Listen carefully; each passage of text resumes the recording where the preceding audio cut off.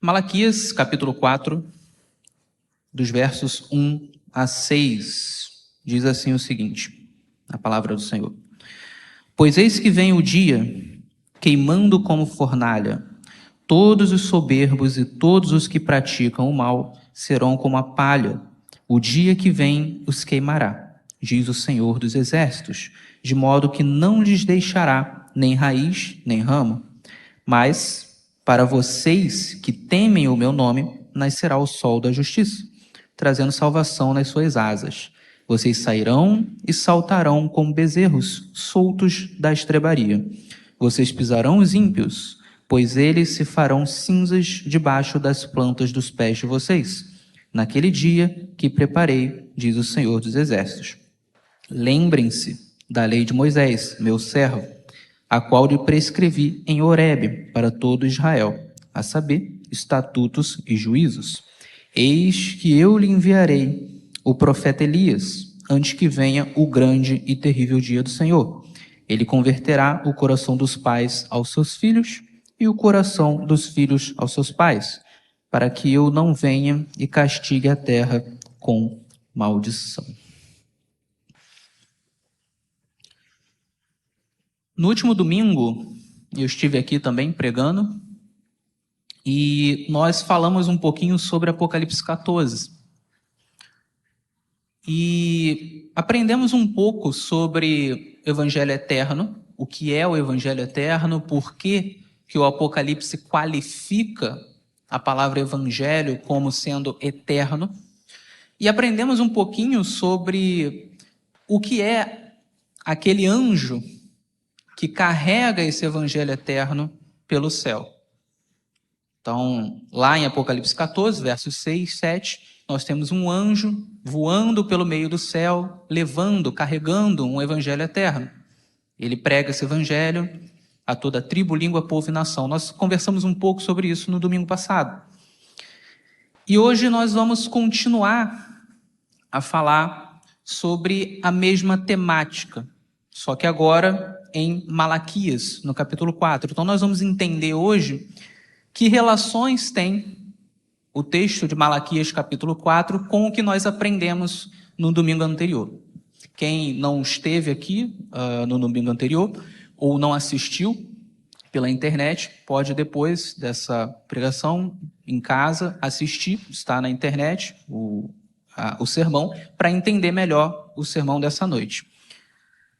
E antes de começar a destrinchar esse texto de Malaquias, nós vamos destrinchá-lo verso por verso, é interessante nós entendermos um pouco o contexto histórico desse livro. Esse livro, acredita-se que ele foi escrito por volta de 430 a.C. Então, para você entender o que estava acontecendo nessa época, Israel já havia voltado do exílio na Babilônia. Então, vocês devem lembrar, Israel em algum momento, na verdade já era o reino de Judá, em algum momento foi atacado pela Babilônia, invadido pela nação babilônica. Na época era o rei Nabucodonosor, e Nabucodonosor levou vários cativos de Israel para a Babilônia. E os judeus que voltaram do exílio, eles entenderam, olha, nós passamos por todos esses problemas, Deus permitiu que nós passássemos por todos esses problemas por conta da idolatria, por conta de todos esses pecados, todas essas transgressões da lei que nós cometemos ao longo do tempo. Então nós precisamos agora ser fiéis. Então existia essa mentalidade.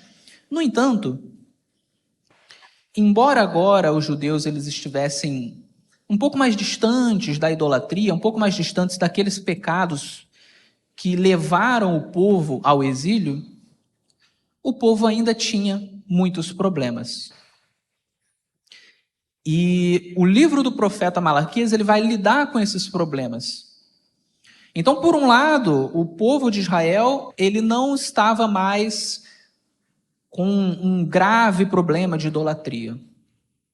Por outro lado, agora ele estava com um problema que muitas vezes acontece conosco hoje, que é o problema da acomodação espiritual. Então veja, eles voltaram do exílio, as coisas estavam sendo reestruturadas, estavam sendo reconstruídas, o templo já estava restaurado, os sacerdotes já estavam ministrando novamente, as coisas estavam voltando ao seu normal, estavam melhorando.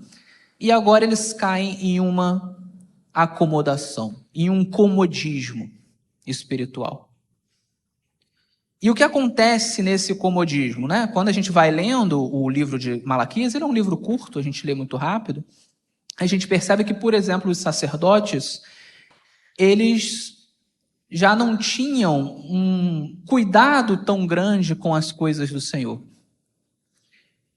Então, eles não tinham mais tanto cuidado com os dízimos e as ofertas, eles não tinham mais tanto cuidado com os sacrifícios. Na Bíblia, por exemplo, as leis da Torá, né, as leis dos 5 primeiros livros da Bíblia, nós vemos que o sacrifício deveria ser sempre o melhor, né? Então, o que deveria ser sacrificado para Deus deveria ser sempre o melhor do rebanho, o melhor dos animais. Os sacrifícios também eles precisavam ser sempre sem defeitos. E hoje, na Nova Aliança, nós entendemos por quê. Porque os sacrifícios eles simbolizavam a Jesus. Então, eles precisavam ser sem defeito. Você não podia sacrificar, por exemplo, uma ovelha que tivesse que fosse manca, que tivesse uma pata, né, deficiente. Tinha que ser um animal perfeito, tinha que ser o melhor dos animais. E muitas vezes os sacerdotes não estavam se preocupando com isso. Sacrificava qualquer tipo de animal, um animal que estava doente, que estava frágil. E várias outras coisas. Isso acontecia tanto com os sacerdotes, como com o povo no geral. Então, se por um lado o povo havia se tornado um pouco mais piedoso, no sentido de que agora eles não estavam adorando outros deuses, eles estavam dentro da religião hebraica, da fé hebraica. Por outro lado, você tinha o comodismo. E aí por que eu disse que muitas vezes isso atinge a nós? Porque muitas vezes nós não estamos fora da igreja, nós não estamos na idolatria, nós não estamos nos pecados graves do mundo, vamos colocar assim, nós não estamos traficando ou usando drogas ou qualquer coisa do tipo. Estamos na igreja, estamos vindo à igreja, estamos dentro da fé cristã, mas caímos no comodismo espiritual. Passamos a fazer as coisas para Deus de uma maneira desleixada, sem se preocupar, de qualquer maneira, dando para Deus o que sobra.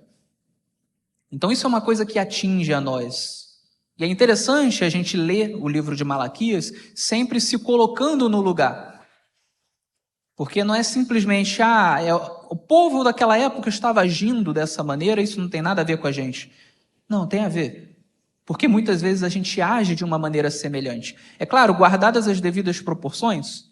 Naquela época você estava na antiga aliança, então você tinha algumas questões como sacrifício, como eu falei aqui. Mas guardadas as devidas proporções, em essência, muitas vezes a gente comete os mesmos erros.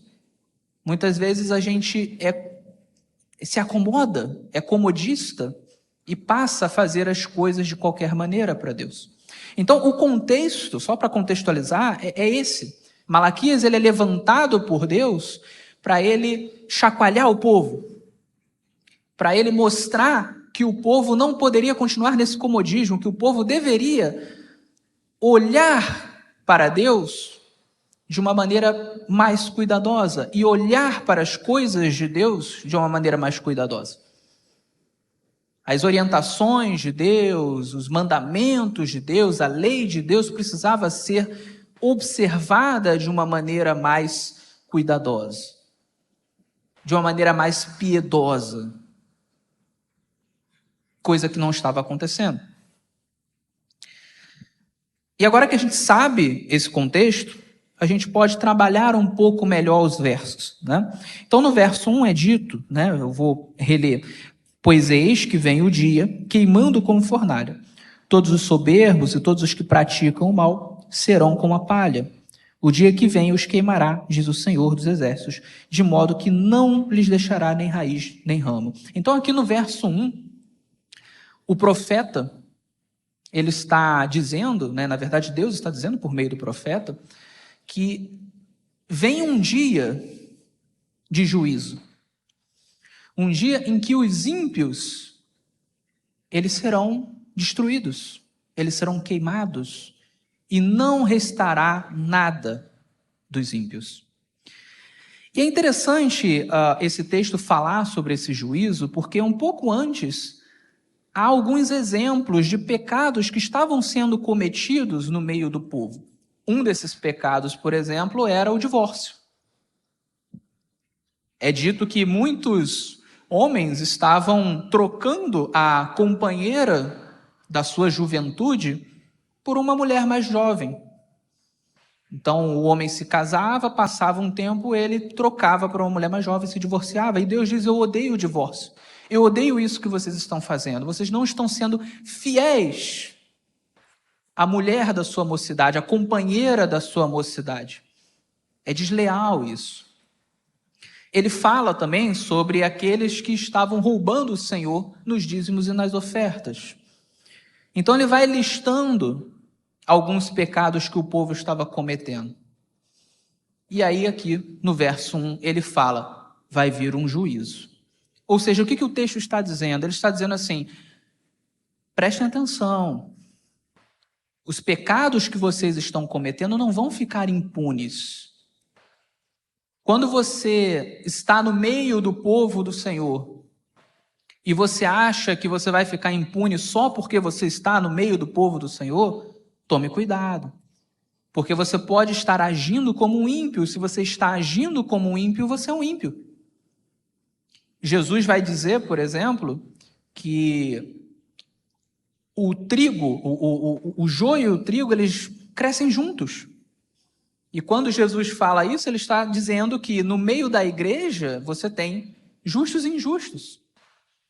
Às vezes nós estamos no meio do povo de Deus, mas não estamos agindo como povo de Deus, então nós precisamos tomar cuidado com isso. Então o que está sendo dito aqui para o povo é: cuidado, está vindo o juízo.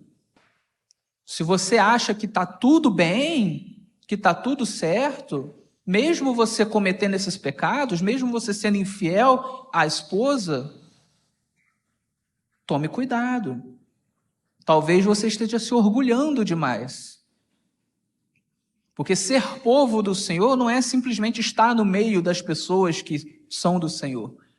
Você tem que cuidar para que os seus atos, eles expressem de fato a fé que você professa. Senão não faz sentido. Se você diz que segue ao Senhor, você deve, de fato, agir como quem segue ao Senhor. Então ele está lembrando da questão do juízo aqui. Vai vir um juízo. E nesse juízo, o ímpio será destruído. E aí no verso 2, ele vai dizer: mas para vocês que temem o meu nome, nascerá o sol da justiça, trazendo salvação nas suas asas. Vocês sairão e saltarão como bezerros soltos da estrebaria. Eu acho muito interessante como que a Bíblia ela tem esse poder de sempre te alertar. E aí quando ela te alerta, às vezes te dá um certo temor, né? Você leva um susto às vezes a Bíblia ela é um pouco pesada no que ela diz, mas ao mesmo tempo, logo depois ela te dá um consolo, um conforto, um alívio. E é isso que está sendo feito aqui. Então ela fala: olha, cuidado, vai vir um juízo. Cuidado. Nesse juízo o ímpio vai ser destruído. Será que você não está agindo como ímpio? Será que você não vai ser um desses que vai ser destruído? Então há esse cuidado aqui. A pessoa toma um susto. Mas aí depois ele diz assim: mas para vocês que temem o meu nome, para vocês que andam comigo, para vocês nascerá o sol da justiça. Esse sol da justiça vai trazer a salvação nas suas asas. E qual vai ser o resultado disso? Vocês sairão pulando como bezerros saindo da estrebaria. Eu não sei se vocês já viram vídeos de bezerros e vacas e bois saindo da estrebaria, quando solta eles realmente saem pulando de alegria. E pulam porque estão indo para o pasto, estão saindo da estrebaria. É muito interessante, vocês podem procurar na internet. Então é essa imagem que ele está colocando, ou seja, isso aqui nos mostra que ao mesmo tempo que o juízo ele vai trazer desgraça para o ímpio, ele vai trazer alegria, profunda alegria, para aquele que anda com o Senhor, para aquele que teme ao Senhor. E aqui temer não é ter medo, é mais uma relação de respeito. Aqueles que respeitam ao Senhor, que andam com o Senhor, que confiam com o Senhor, que são amigos de Deus, como Enoque, andava com Deus. Recentemente eu fiz uma pregação sobre Enoque, sobre andar com Deus. Para essas pessoas que andam com Deus, nascerá o sol da justiça. E muitos teólogos concordam que o sol da justiça aqui é uma referência a Jesus. Porque esse sol da justiça, ele traz salvação. Então o que o texto está dizendo é, vocês que andam com Deus, a salvação de Jesus, ela vai alcançar vocês. E aqui eu quero deixar bem claro, isso não significa que a salvação é pelas obras. Ninguém vai ser salvo porque é bom, ok? Que isso fique bem claro. Todos nós somos pecadores. E mesmo as coisas boas que a gente faz, elas não são suficientes para a salvação. Porque até mesmo aquilo de bom que a gente faz é contaminado. A gente não consegue ser bom o suficiente. Mesmo que a gente conseguisse ser bom o suficiente, isso não apagaria os nossos pecados. Então, a única forma pela qual nós somos salvos é pela misericórdia de Deus, a graça de Deus, a bondade de Deus, mediante a fé. Quando nós cremos em Jesus com todo o nosso coração, Ele nos limpa dos pecados. E Ele diz, eu salvo você com meu sangue. Agora, isso não significa que nós podemos ser salvos sendo inimigos de Deus. Jesus, ele nos salva pela graça, mas ele espera que nós andemos com ele. Nós não vamos ser absolutamente perfeitos e impecáveis, a gente vai cair, a gente vai tropeçar, porque nós somos pecadores, mas ele espera que nós andemos com ele. Ele espera que nós peguemos a nossa mão na dele e andemos com ele, até o final de nossas vidas. E que quando a gente cair, a gente se levante e pegue na mão dele de novo. Amizade com Deus. Ele espera isso de nós. Então o que o texto está dizendo é, vocês que temem a Deus, vocês que andam com Deus, a graça do Senhor vai se fazer presente na vida de vocês. Isso é uma promessa maravilhosa. Então, por um lado, você tem o juízo que vai destruir os ímpios, mas por outro lado, aqueles que temem ao Senhor podem ficar tranquilos. E aí aqui eu preciso lembrar, né? Isso aqui é uma promessa que é dada na antiga aliança. Então isso aqui é muito especial, porque alguém na antiga aliança pode pensar, como que eu posso ser salvo? Eu temo a Deus, mas eu também tenho meus pecados, eu tenho meus erros, como que eu posso ser salvo assim? E aí a promessa é, calma, nascerá o sol da justiça. Você crê em mim? Fique tranquilo, Jesus vai te salvar. É uma mensagem de conforto. E aí no verso 3, nós temos a continuação. Vocês pisarão os ímpios, pois eles se farão cinzas debaixo das plantas dos pés de vocês, naquele dia que prepararei, diz o Senhor dos Exércitos. Então aqui ele está colocando uma coisa muito interessante, que até vai contra o que muitas pessoas creem. Quando os ímpios forem destruídos, aqueles que continuarem, que permanecerem na impiedade, que permanecerem distantes de Deus até o fim, né? Pessoas que não vão querer estar com Deus, quando eles forem destruídos, é para sempre.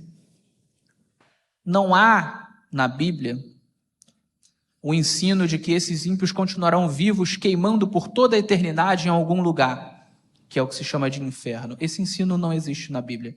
Ele é fruto de má interpretação de alguns textos bíblicos, de má tradução de alguns outros textos bíblicos, Mas a verdade é, os ímpios serão destruídos para sempre. Eles simplesmente morrerão.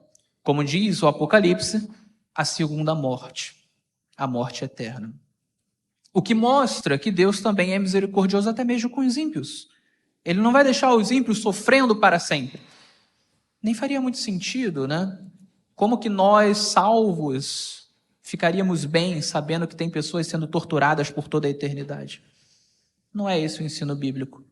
O ensino bíblico é que essas pessoas serão destruídas, e a imagem que é colocada aqui é: os salvos sairão pulando de alegria e pisarão as cinzas destes que morreram. Claro, isso aqui é um simbolismo. Significa que o bem vencerá o mal para todo sempre. O mal jamais se levantará novamente. E aí, na continuação, no verso 4, nós temos: lembrem-se da lei de Moisés, meu servo, o qual lhe prescrevi em Horebe para todo Israel, a saber, estatutos e juízos. E aí, como eu falei, o povo estava no comodismo. E isso levava o povo a cometer vários pecados, como, por exemplo, o divórcio, como, por exemplo, roubar a Deus. Vários pecados estavam sendo cometidos, ou seja, a lei de Deus não estava sendo cumprida, ou pelo menos não estava sendo cumprida da maneira como deveria, com o fervor que deveria. Ela não estava sendo levada em conta. Então se diz: lembre-se da lei de Moisés, lembrem-se. E esse texto serve para nós hoje, serve para o mundo hoje, serve para todos os cristãos hoje. Lembrem-se da lei de Moisés. Muitas pessoas acreditam que existe uma oposição entre a lei e a graça, mas não existe. Nós somos salvos pela graça, nós não merecemos ser salvos. Nós somos salvos por meio da fé em Jesus. Mas uma vez que nós somos salvos para andar no caminho que Deus quer que nós andemos. Em Efésios 2, capítulo 8, Efésios 2, verso 8 a 10, é dito: nós somos salvos pela graça mediante a fé. Isso não vem de nós, é dom de Deus, não de obras, para que ninguém se glorie. Então ninguém vai poder se gloriar porque foi salvo. Mas o verso 10 diz que nós fomos destinados em Jesus para as boas obras. Ou seja, para a obediência, para a santidade. Então Deus nos salva não pelas obras, mas Ele nos salva para as boas obras. Ele nos salva para que nós tenhamos uma vida correta diante dEle. E mais uma vez, aqui nesta terra, não seremos absolutamente perfeitos. Mas Ele quer que nós tenhamos um crescimento em Jesus, constante. Uma melhora constante. Lembrai-vos da lei de Moisés. Lembre-se da lei. O Salmo, por exemplo, vai falar muito, os Salmos vão falar muito de como a lei de Deus é boa, é importante. Paulo vai dizer também que a lei é boa, o mandamento é santo, justo e bom. Não há uma oposição. A lei é importante. E com o Espírito Santo, nós podemos seguir melhorando no cumprimento da lei. É o Espírito Santo que nos habilita. É a fé diária em Jesus que nos habilita. Não nós de nós mesmos, mas é o andar com Deus. E aí no verso 5, já estou terminando. Eis que lhe enviarei o profeta Elias antes que venha o grande e terrível dia do Senhor. O profeta Elias, veja, o profeta Elias já tinha morrido há muito tempo. Ele viveu num período de Israel em que a maioria do povo estava preso à idolatria. Adoravam outros deuses, adoravam um deus chamado Baal, estavam presos à imoralidade sexual, estavam presos a diversos problemas terríveis. E foi nesse período que Elias pregou e reavivou grande parte de Israel. E você sabe, o profeta Elias não morreu, ele foi levado por Deus ao céu sem morrer. Ele e Enoque foram dois personagens que a Bíblia diz que não morreram, foram levados por Deus sem morrer, né? Exceções, né? E por que Elias é citado aqui? Então Elias vai voltar? Não, não é isso que o texto está querendo dizer. Ele usa Elias como um símbolo de um outro profeta que viria. Um outro profeta que viria semelhante a Elias, porque ele faria um trabalho semelhante a Elias. Assim como Elias veio para vivificar as pessoas de uma determinada época, vivificar a nação, este próximo profeta também faria isso. Só que há uma coisa especial aqui, é dito que este próximo profeta, que a gente pode chamar de segundo Elias, entre aspas, porque ele vem após o primeiro Elias, ele vem antes que venha o grande e terrível dia do Senhor. O que é o grande e terrível dia do Senhor? A Bíblia sempre fala desse grande e terrível dia do Senhor. É o dia do juízo, é o juízo final. É quando os ímpios, enfim, serão destruídos. É quando, enfim, Jesus vai voltar. É quando, enfim, tudo vai acabar. A Bíblia fala várias vezes disso. E é dito que antes de vir o grande e terrível dia do Senhor, viria este profeta, o segundo Elias. Uma coisa interessante é que no Novo Testamento, Jesus vai dizer que este segundo Elias era João Batista. E faz sentido. Porque João Batista ele vem antes de Jesus. Logo antes de Jesus, ele prepara o caminho para Jesus. E é interessante porque Jesus, ele de certa forma, ele recebe sobre si a punição que nós deveríamos receber. Então é como se Jesus estivesse recebendo sobre si o grande e terrível dia do Senhor na cruz. Ele recebeu a punição que todos nós deveríamos receber. Então, esse texto aqui, segundo a interpretação de Jesus, estava se referindo a João Batista. No entanto, muitos teólogos entendem que esse é um texto de dupla aplicação, uma profecia de dupla aplicação. Existem várias profecias de dupla aplicação na Bíblia, e essa é uma delas. Nós temos em Joel, nós temos em Mateus, Joel 2, Mateus 24, tem várias passagens que tem uma profecia de dupla aplicação, e essa é uma delas. Ela tem indícios de dupla aplicação. Então, uma aplicação é o segundo Elias, é João Batista. Mas a outra aplicação ainda tem um terceiro Elias.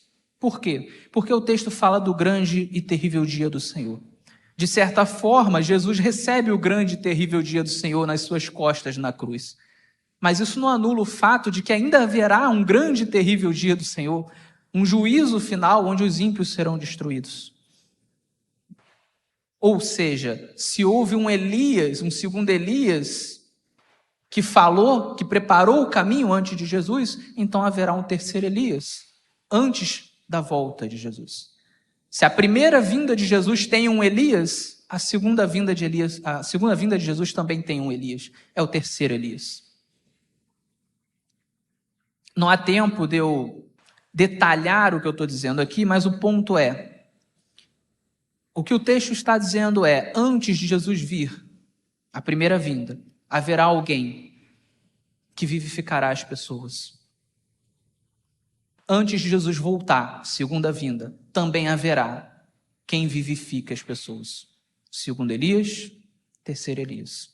E aí, para finalizar, o texto diz no verso 6, ele converterá o coração dos pais aos seus filhos e o coração dos filhos aos seus pais, para que eu não venha e castigue a terra com maldição. E aqui, para fechar, qual é a relação disso tudo que nós lemos com a pregação que nós fizemos no domingo passado? Bom, no domingo passado nós vimos que o evangelho eterno ele é pregado por um anjo, e esse anjo no Apocalipse, ele não é um anjo de fato. O Apocalipse é simbólico, são pessoas. Quem prega o evangelho são pessoas. Da mesma forma que o terceiro Elias são pessoas. Pessoas que entenderam a mensagem. Pessoas que entenderam, por exemplo, como eu falei aqui, da importância de lembrar da lei de Moisés. De lembrar que a graça, ela não se opõe à lei. Que nós não podemos viver no comodismo, como, por exemplo, a igreja de Laodiceia, sendo morno, mas que nós precisamos considerar com cuidado, com mais cuidado, as coisas de Deus. Considerar com mais cuidado a lei de Deus, os mandamentos de Deus. Então que nessa noite nós possamos sair daqui com a lição em nossos corações de que nós precisamos sair do comodismo. Essa não é uma pregação minha para vocês. Essa é uma pregação de Deus para todos nós, inclusive para mim. É muito fácil nós entrarmos no comodismo espiritual. Eu luto contra isso na minha vida. É uma tentação para todos nós. Então, que nós possamos sair hoje com a ideia de que nós não podemos nos prender a esse comodismo. E mais, que nós devemos pregar essa mensagem para os outros. Porque assim como no Apocalipse, o anjo que prega o evangelho eterno somos nós, aqui também o terceiro Elias somos nós. Amém.